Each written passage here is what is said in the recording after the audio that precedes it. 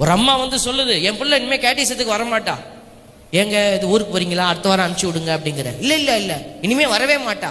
ஓ, வீடு வீடு மாற்றி போறீங்க போல இருக்கு, எந்த ஊருக்கு போறீங்கன்னு கேட்டேன். இல்லை இல்லை, நாங்கள் இது சொந்த வீடு, இங்கே தான் இருப்போம், ஆனால் கேட்டீசன் கிளாஸுக்கு வரமாட்டா. எனக்கு புரியல. நான் அப்போ தான் கேட்டேன், வரமாட்டாங்கிற சொல்கிற செய்தியை சொல்கிறதுக்கா நீ வந்த? வரமாட்டான்னா வச்சுக்கிட்டு போக வேண்டியது தானே. ஒரு என்னதான் பிரச்சனை உங்களுக்கு அப்படின்னு கேட்டேன்.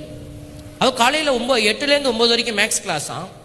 9 மணிக்கு வந்து சாப்பிட்டுட்டு 9:30லேருந்து 10:30 வரைக்கும் அவளுக்கு அபாக்கஸ் கிளாஸாம், சயின்ஸ் கிளாஸாம். அதுக்கப்புறமேட்டு 10:30லேருந்து 11:30 12 மணி வரைக்கும் ஸ்விம்மிங் கிளாஸாம். நீந்த போறாளாம் ஹோட்டல்ல. உங்க குழந்தைகளை அடுத்த வீட்டு பிள்ளையோட வச்சு பார்த்தீங்கன்னா உங்களுக்கு நிறைவை நீங்க பார்க்கவே முடியாது. உங்ககிட்ட என்ன இருந்துச்சோ அதுதான் உங்க பிள்ளைகள்கிட்ட வந்திருக்கு. அடுத்த வீட்டு பிள்ளை எப்படி படிக்குது அதை மாதிரி என் பிள்ளை படிக்கணும். இன்னைக்கு அதுதான் வியாதியே. எல்லா பிள்ளையும் இங்கிலீஷ் மீடியத்தில் போய் எல்லா பிள்ளையும் அப்படியே சரளமா இங்கிலீஷ் பேசணும், வராது, தேவையும் இல்லை. நம்ம பிள்ளைகிட்ட இருக்கிற குவாலிட்டி நமக்கு போதும். இன்னைக்கு அறிவு சார்ந்த உலகத்துக்குள்ள போய் போய் ஆண்டவருடைய அபிஷேகத்தெல்லாம் இழந்துட்டு நிக்குது பிள்ளைங்க.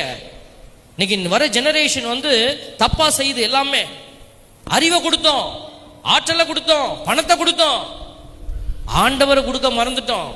அதான் ப்ராப்ளம்.